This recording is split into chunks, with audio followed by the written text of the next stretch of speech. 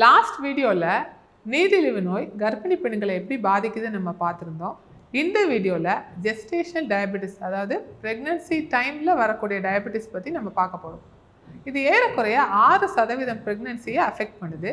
Gestational அப்படின்ற வேர்டோட meaning பார்த்திங்கன்னா induce by pregnancy, அதாவது ப்ரெக்னன்சியில் ஏற்படக்கூடிய ஹார்மோன் மாற்றங்களில் வந்து ஃபர்ஸ்ட் ரெகக்னிஷன் டியூரிங் ப்ரெக்னன்சியை தான் நம்ம வந்து ஜெஸ்டேஷனல் டயபெட்டிஸ்ன்னு சொல்கிறோம். இதனால மதரும் அஃபெக்ட் ஆகிறாங்க, பேபியும் அஃபெக்ட் ஆகிறாங்க. ஜெஸ்டேஷனல் டயபெட்டிஸ்க்கு நிறைய ஸ்க்ரீனிங் மெத்தட்ஸ் இருக்குது. ஆல்மோஸ்ட் 50 இயர்ஸ் ஆஃப் ரிசர்ச்க்கு அப்புறமே இதுதான் ஆப்டிமல் ஸ்க்ரீனிங் மெத்தட்னு இன்னும் நம்மளால் ஐடென்டிஃபை பண்ண முடியல. அதனால் அந்த ரிஸ்க் பேஸ்ட் அசஸ்மெண்ட்டை நம்ம ஃபஸ்ட் விசிட்லேயே பண்ணுறோம். அதாவது low risk, average risk, high risk. Low risk பார்த்திங்கன்னா இதுக்கு முன்னாடி அபார்ஷன்ஸ் எதுவும் ஆகலை, age less than 25 years, weight நார்மலாக இருக்குது, பேரண்ட்ஸ்க்கு டயபெட்டிஸ் இல்லை, இந்த மாதிரி இருக்கவங்க எல்லாம் லோ ரிஸ்க். ஹை ரிஸ்க் பார்த்திங்கன்னா ஒபிசிட்டி டியூரிங் ப்ரெக்னன்சி, பேரண்ட்ஸ் 2 பேருக்குமே டயபெட்டிஸ் இருக்குது, 2-3 அபார்ஷன் ஆகிருக்கு, இதுக்கு முன்னாடி வந்து ஜெஸ்டேஷன் டயபெட்டிஸ் இருக்குது, இவங்க எல்லாருமே ஹை ரிஸ்க். காமனாக நம்ம பண்ணக்கூடிய ஸ்க்ரீனிங் டெஸ்ட் பார்த்திங்கன்னா ஜிசிடி 50 கிராம்ஸ் ஆஃப் குளுக்கோஸ் கொடுத்துட்டு 1 hour கழிச்சு பிளட் டெஸ்ட் பண்ணி பார்க்குறோம். 140 மில்லிகிராம் வேல்யூக்கு அதிகமாக இருந்துச்சுன்னா ஜெஸ்டேஷன் டயபெட்டிஸ் வர்றதுக்கான வாய்ப்பு இருக்குது. இது வந்து ஒவ்வொரு ட்ரைமஸ்டரையும் பண்ணுறது நல்லது. ஜெஸ்டேஷன் டயபெட்டிஸும் ஒரு ஹை ரிஸ்க் ப்ரெக்னன்சினால as any other high risk pregnancy நம்ம proper monitoring and regular antenatal visits எடுத்துக்கிட்டு அவங்கள ஃபாலோ பண்ணி நம்ம பார்க்க வேண்டியது இருக்குது.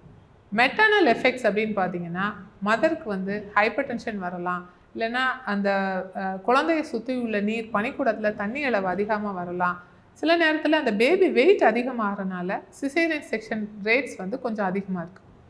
ஃபீட்டஸ் அப்படின்னு பார்க்கும்போது ஃபீட்டல் காம்ப்ளிகேஷன்ஸ்னு எடுத்துக்கிட்டோம்னா பேபிக்கு வந்து வெயிட் அதிகமாகிறது, சில பேபிஸ்க்கு ரொம்ப வெயிட் லோ ஆகிறது, சுகர் லெவல் வந்து திடீர்னு ஆஃப்டர் டெலிவரி குறையிறது, இல்லை ஹைப்போகால்சிமியான்னு ஒரு ப்ராப்ளம் வருது. இந்த மாதிரி நிறையா காம்ப்ளிகேஷன்ஸ் இருக்குது. இது எல்லாமே ப்ரிவெண்ட் பண்ணுறதுக்கு கண்டிப்பாக சுகர் கண்ட்ரோல் தான் ஒரே தீர்வு. ஸோ இதை எப்படி நம்ம மேனேஜ் பண்ண போகிறோம் அப்படின்றத நம்ம பார்க்க போகிறோம். ஸோ ஃபஸ்ட்டு வந்து டயட் வந்து ஒரு பேலன்ஸ் டயட் எடுத்துக்கணும். ஏறக்குறைய 33% வந்து மாவு சத்தும் 20% புரத சத்தும் எடுத்துக்கிறது நல்லது. 3 to 4 moderate meals, 2 to 3 snacks. அதாவது ஃப்ரீக்வெண்ட் இன்டர்வல்ஸில் நம்ம ஃபுட்டு எடுத்துக்கிறப்ப அந்த சுகர் லெவல்ஸ் ரொம்பவும் அதிகமாகாமல் ரொம்பவும் குறையாமல் இருந்து அந்த கண்ட்ரோல் வந்து நமக்கு ப்ராப்பராக கிடைக்கிறதுக்கான வாய்ப்பு இருக்குது. இந்த டயட்லேயும் கண்ட்ரோல் ஆகலைன்னா நம்ம மெடிகேஷன்ஸ் போகலாம். இந்த டயட்டோட நம்ம எக்ஸசைஸும் ப்ராப்பராக பண்ணணும். அன்லெஸ் கான்ட்ரா இண்டிகேட்டட், அதாவது உங்கள் மகப்பேறு மருத்துவர் வந்து நீங்கள் எக்ஸசைஸ் பண்ணக்கூடாதுன்னு சொன்னால் மட்டும்தான் நீங்கள் பண்ணாமல் இருக்கலாம்.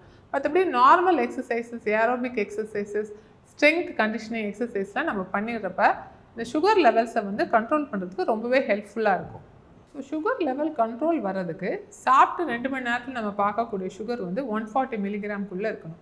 இந்த டார்கெட்டை நம்ம அச்சீவ் பண்ண முடியலன்னா தென் we can plan for OHAs. காமனாக மெட்ஃபார்மின் ஒரு ட்ரக் உங்கள் எல்லாருக்குமே தெரிஞ்சது தான். அதை வந்து 500 மில்லிகிராம் டோஸ்லேருந்து நம்ம ஸ்டார்ட் பண்ணலாம். இதுலேயும் சுகர் கண்ட்ரோல் பண்ண முடியல அப்படின்ற சுச்சுவேஷனில் தென் we can go for insulin. Insulin மெயினாக யாருக்கு இண்டிகேட்டட் அப்படின்னு பார்த்தீங்கன்னா கண்டினியூஸாக சுகர் ஹையாகவே இருக்குது, டயட் எடுத்தும் குறையல, மெடிசன்ஸ் எடுத்தும் குறையலைன்னா கண்டிப்பாக நம்ம இன்சுலின் எடுத்துக்கணும். டயபெட்டிஸ்க்கான மெடிகேஷன்ஸ் எடுத்துக்கிறப்ப கண்டிப்பாக ஒரு டயபெட்டாலஜிஸ்டோட அட்வைஸ் எடுத்துகிட்டு தான் நம்ம அதை ஃபாலோ பண்ணணும். இன்சுலின் தேவைப்பட்டால் நம்ம எடுக்க வேண்டியது இருக்கும். யூஸ்வலாக அது ஸ்டார்ட் பண்ணுற டோஸ் பார்த்திங்கன்னா 0.7 to 1 unit per kg per dayன்ற டோஸில் ஸ்டார்ட் பண்ணுவாங்க. அதில் வந்து 2/3 வந்து பிஃபோர் பிரேக்ஃபாஸ்ட்டும் 1/3 வந்து பிஃபோர் டின்னரும் போடுறோம். Intermediate acting and short acting insulin காம்பினேஷனில் நம்ம காமனாக யூஸ் பண்ணுறோம். ஸோ இது எல்லாமே ப்ராப்பராக எடுத்துக்கிட்டால் மட்டும்தான் நம்ம வந்து சுகர் லெவல் டார்கெட் லெவல்ஸை அச்சீவ் பண்ண முடியும். இந்த லெவல்ஸை அச்சீவ் பண்ணுறப்ப பேபிக்கும் மதருக்கும் நிறைய காம்ப்ளிகேஷன்ஸை ப்ரிவெண்ட் பண்ணலாம். Delivery planning usually after 38 weeks. Sugar control இல்லாமல் இருந்துச்சுன்னா தான் அதுக்கு முன்னால் நம்ம பண்ணணுமான்றதை யோசிக்கிறோம். ஜெஸ்டேஷனல் டயபெட்டிஸ் இருக்க பெண்களில் ஏறக்குறைய 50% பெண்களுக்கு டெலிவரிக்கு அப்புறம் சுகர், அதாவது ஓவர் டயபெட்டிஸ் வர்றதுக்கான வாய்ப்பு ரொம்ப அதிகமாக இருக்குது. அதனால் டெலிவரிக்கு அப்புறம் கண்டிப்பாக 6 வாரம் கழித்து குளுக்கோஸ் டாலரன்ஸ் டெஸ்ட் அப்படின்னு ஒரு சுகர் டெஸ்ட் பார்க்கும்போது அது வந்து நார்மல் ஆயிடுச்சுன்னா அவங்களுக்கு டயபெட்டிஸ் இல்லைன்னு அர்த்தம். ஒருவேளை அதில் ஏதாவது பாசிட்டிவ் இருந்தால் ஜிடிடி வேல்யூஸ் நார்மலாக இருந்தாலும் நெக்ஸ்ட் ப்ரெக்னன்சிலையும் உங்களுக்கு வந்து ஜெஸ்டேஷன் டயபெட்டிஸ் வர்றதுக்கான வாய்ப்பு ஏறக்குறைய 35-40% இருக்குது. அதனால இன்பிட்வீன் ப்ரெக்னன்சி உங்கள் wait control, life style modification, exercises இதெல்லாம் கரெக்டாக ஃபாலோ பண்ணி நெக்ஸ்ட் ப்ரெக்னன்சி பாசிட்டிவ் ஆகும்போது ஆரம்பத்திலேயே நம்ம சுகர் வேல்யூஸ் செக் பண்ணி அதுக்கான ட்ரீட்மெண்ட் எடுத்துக்கிறப்ப இதனால் வரக்கூடிய காம்ப்ளிகேஷன்ஸை ரொம்பவே நம்மளால் குறைக்க முடியும்.